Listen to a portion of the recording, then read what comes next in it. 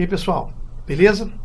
Eu sou o professor Sérgio Gouveia, do projeto Gramática Sem Dramática, e esse vídeo que vocês estão vendo agora tem como objetivo principal a gente perceber quais são as funções da palavra ser em uma frase.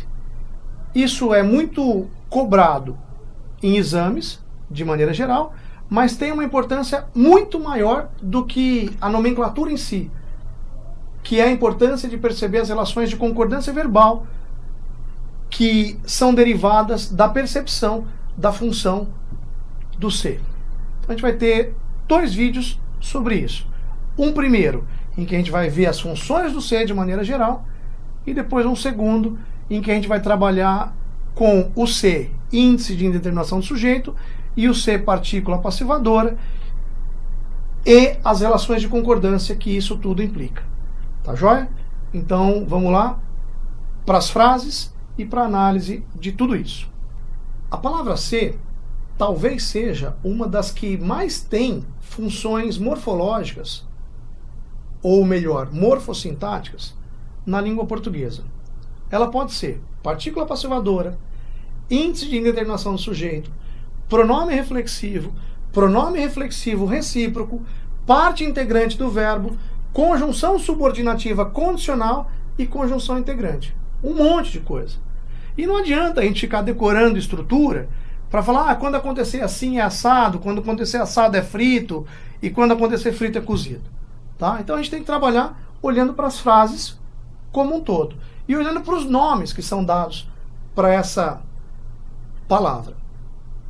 Então, partícula apassivadora. O primeiro caso que a gente vai ver.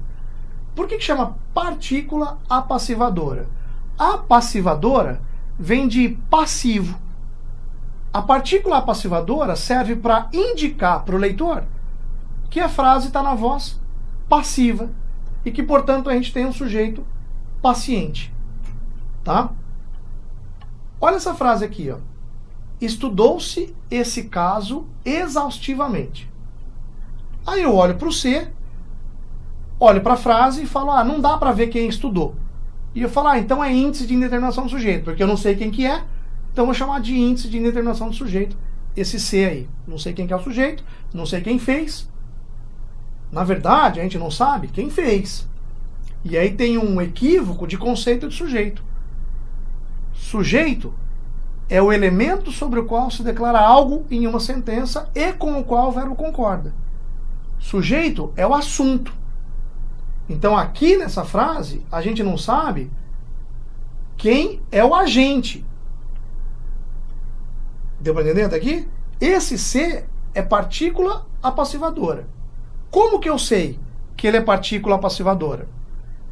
Eu faço o seguinte. Eu tenho, estudou-se esse caso exaustivamente. Eu tento fazer a voz passiva analítica de toda a frase na qual eu encontro o verbo combinado com o ser. Eu vou lá e construo mentalmente.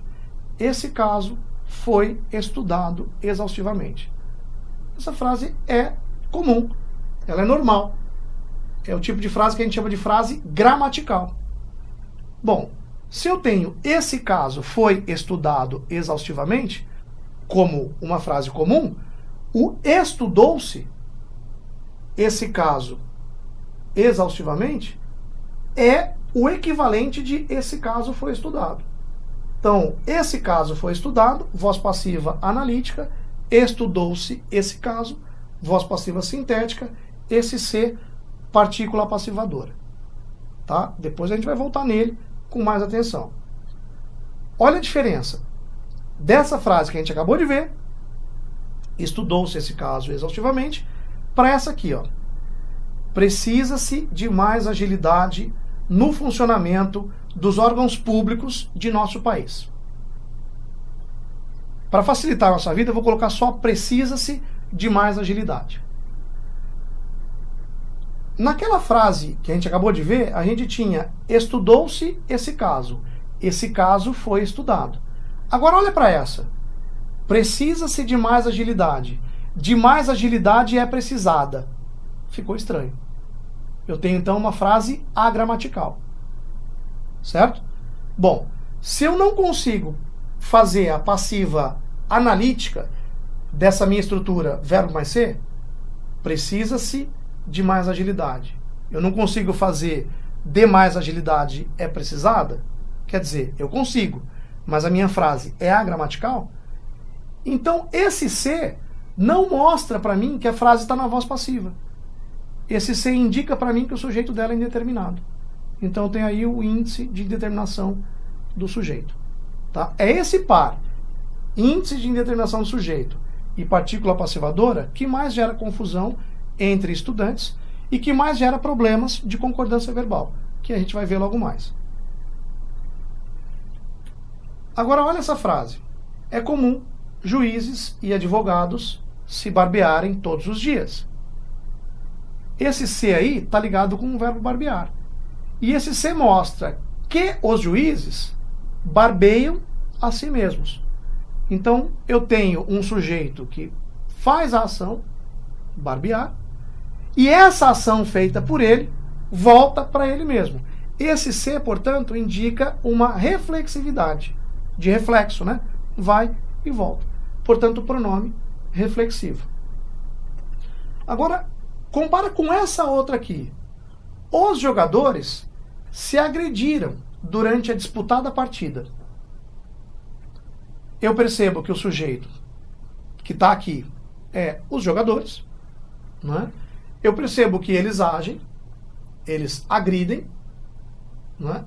E eu percebo que eles são agredidos. Só que eu não tenho o mesmo jogador agredindo ele mesmo. Então eu tenho a ideia de reflexividade, só que essa ideia de reflexividade está relacionada com a reciprocidade. Não é? Um agride o outro e o outro agride o um. Então, pronome reflexivo recíproco.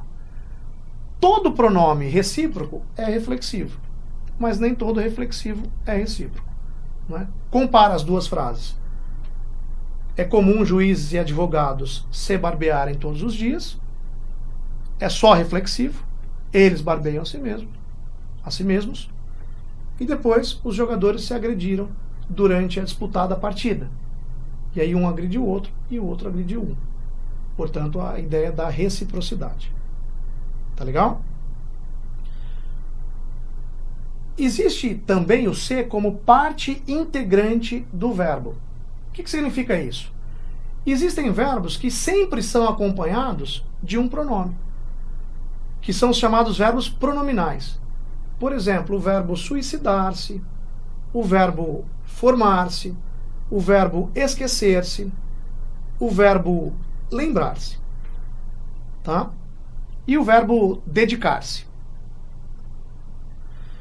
Olha, eu falo, eu me dedico aos meus estudos, percebeu? Esse me, então, é parte integrante do verbo. Se eu puser esse verbo na terceira pessoa, ele se dedica aos seus estudos. Ou na terceira pessoa do plural, eles se dedicam aos seus estudos. Isso aqui não tem segredo para ninguém, é parte integrante do verbo. Eu só quero chamar a sua atenção para uma coisa que tem acontecido no português contemporâneo, que é a transformação de alguns verbos pronominais em não pronominais. Algumas dessas transformações já foram amplamente aceitas pelos usuários da língua e pelos gramáticos normativistas. Como, por exemplo, o verbo sentar. O verbo sentar é pronominal, só que a gente vê o uso do verbo sentar como pronominal e como não pronominal. Eu sentei naquela cadeira e eu me sentei naquela cadeira. Tá? Por exemplo, o verbo esquecer. A gente vê como pronominal e como não pronominal. Do verbo esquecer e do verbo lembrar, você tem que ficar atento para o seguinte. Se for pronominal, transitivo e indireto. Eu me esqueci dos meus compromissos. Coloquei o me, coloquei o pronome e coloquei a preposição. Ele se esqueceu dos compromissos que tinha. Colocou o pronome, se, tem que colocar a preposição também. Da mesma maneira que o verbo lembrar, que está sendo usado como pronominal e não pronominal. O juiz se lembrou de inquirir o réu. Esse se, o juiz se lembrou que vai exigir o de. Se lembrou, de inquirir o réu. Tá? O juiz se lembrou daquele caso. Esse se e o daquele caso. Agora, o juiz lembrou aquele caso. Então, colocou o verbo lembrar e o verbo esquecer como pronominal, você vai usar a preposição diante do complemento. Não colocou como pronominal, você não vai usar a preposição diante do complemento. Fica atento com isso. Tá? E aí ele se lembrou daquele caso, esse se é parte integrante do verbo. E agora um verbo específico, que é o verbo formar-se, no sentido de adquirir conhecimento acadêmico e também receber o diploma. O verbo formar-se, como você está percebendo que eu estou declarando aqui, é pronominal. Mas um monte de gente tem usado o verbo formar-se como não pronominal. É comum a gente ouvir, o João formou em Direito, a prima do Joaquim formou em Medicina, eu formo no ano que vem. Essas formas que são comuns, que estão aí no nosso cotidiano, não precisam ser eliminadas do nosso cotidiano. Mas a gente tem que entender que essas formas estão fora daquilo que se chama língua padrão, da língua portuguesa padrão. Tá? Então seria: o João se formou em Direito, a prima do Joaquim vai se formar em Medicina, eu me formo no ano que vem. Então o verbo formar-se é verbo pronominal pela norma padrão. Fica atento com isso. De repente cai numa questão sua, ou de repente você escreve de maneira fora da norma padrão, e aí você pode ser penalizado na avaliação. Um outro caso, uma outra função do se, que é a de conjunção subordinativa condicional. Nome grande, né? Conjunção, junta. Subordinativa, a parte que ela introduz é uma oração subordinada. Condicional indica uma ideia de condição. Tá? Olha só. Apenas conseguirei bons resultados em concursos se me dedicar bastante aos estudos. Esse se está juntando conseguir bons resultados em concursos com dedicar bastante aos estudos. Conjunção. Dedicar bastante aos estudos é um termo subordinado de conseguir bons resultados. Conjunção subordinativa. Essa ideia toda de dedicar-se bastante aos estudos evidencia uma condição para conseguir bons resultados. Conjunção subordinativa condicional. Tá vendo? Em gramática é assim. Nome é grande, estuda um nome de cada vez. Olha o próximo caso. Nós temos conjunção subordinativa integrante. Conjunção o que é? Junta. Subordinativa, a parte que ela introduz é subordinada. E o integrante é que integra, é que faz parte. Tá? Olha a frase aí. O candidato não sabe certamente se a banca vai lhe cobrar esse tipo de conteúdo. Então eu tenho esse se aí, que está unindo o candidato não sabe certamente com a banca vai lhe cobrar esse tipo de conteúdo. Está unindo, conjunção. A gente percebe que essa parte, a banca vai lhe cobrar esse tipo de conteúdo, completa não saber certamente. Então, conjunção que introduz um termo subordinado. O termo que completa outro é termo subordinado. Conjunção subordinativa. E a gente percebe que a ausência desse elemento traz uma dificuldade de leitura. Conjunção subordinativa integrante. Tá legal? Bom, agora a parte que eu considero mais importante desse vídeo para você, que é conseguir terminar o vídeo sabendo a diferença entre índice de indeterminação do sujeito e partícula passivadora. Tá? Bom, existe o método decoreba, que é o método que a gente encontra nas gramáticas de maneira geral, que é o seguinte: olha, se você tiver verbo transitivo indireto com C, verbo de ligação com C, verbo intransitivo com C, então esse C vai ser índice de indeterminação do sujeito. Aí você decora. Se você tiver verbo transitivo direto com C, então esse C vai ser partícula passivadora. Aí você decora. E aí você pergunta pra mim, mas e se o verbo for verbo transitivo direto ou indireto? Aí eu falo, aí você ajoelha, velho, e chuta, tá? É brincadeira? É brincadeira, mas tem um fundo de verdade, tá? Então a decoreba não dá conta dos estudos linguísticos, tá? Agora vamos pela decoreba, tá? Mostrou-se o verdadeiro motivo daquela manifestação. O verbo mostrar, transitivo direto, o C, partícula passivadora. Não se vive bem em um país onde existe ódio político. O verbo viver, intransitivo, o C, índice de indeterminação do sujeito. Precisa-se de mais profundidade reflexiva em nossa mídia. O verbo precisar, verbo transitivo indireto, o C, índice de indeterminação do sujeito.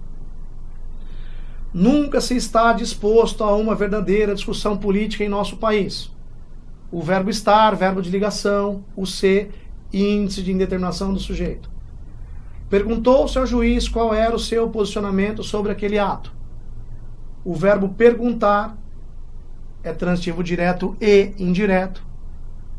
E aí eu ajoelho, rezo e pau. Esse C aí é partícula passivadora. Tá? Ou então, não, porque eu achei o objeto indireto, que é ao juiz, então está faltando o objeto direto, e aí eu percebi que esse C aí é partícula passivadora. Beleza. A população nem sempre se pergunta sobre seu estado de felicidade. E aí eu tenho perguntar-se, aí o verbo perguntar é verbo transitivo direto e indireto, e esse C então vai ser o que mesmo? É pronome reflexivo, cara. Porque ela pergunta para ela mesma. Não é? Então não adianta eu ficar olhando só para o verbo, o que o verbo é. Eu preciso saber o conceito, não é?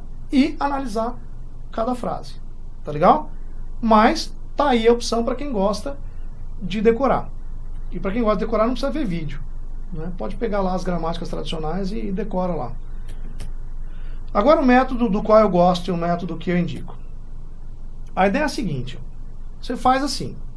Você pega a estrutura na qual existe a combinação verbo mais C. Tá? E aí você tenta fazer passiva analítica dessa estrutura. Deu certo a passiva analítica? Quando eu falo deu certo, é assim, essa passiva analítica ficou gramatical, quer dizer, não é estranha para o seu cotidiano, para você como usuário comum da língua? Ficou gramatical. Então beleza, aquele C, ele está indicando para você que a frase está na voz passiva. Portanto, ele é uma partícula passivadora, que é aquela primeira frase que a gente analisou no vídeo. Tá? Aí você fez, mas aquela frase ficou estranha para você que é usuário comum da língua portuguesa, ou seja, aquela frase ficou agramatical, então aquele C não está mostrando que a frase está na voz passiva. Aquele C, então, é um índice de indeterminação do sujeito. Tudo bem? Então, o que a gente vai fazer agora? A gente vai pegar as frases com o verbo mais C e vai tentar fazer passiva analítica. Se a passiva analítica for gramatical, o C é partícula passivadora. Se for agramatical, o C é índice de indeterminação do sujeito. Tá legal? Então, vamos lá. Espera-se algo melhor do que isso. Aí eu faço algo melhor do que isso é esperado. Deu certo, não deu? Então a passiva analítica deu certo.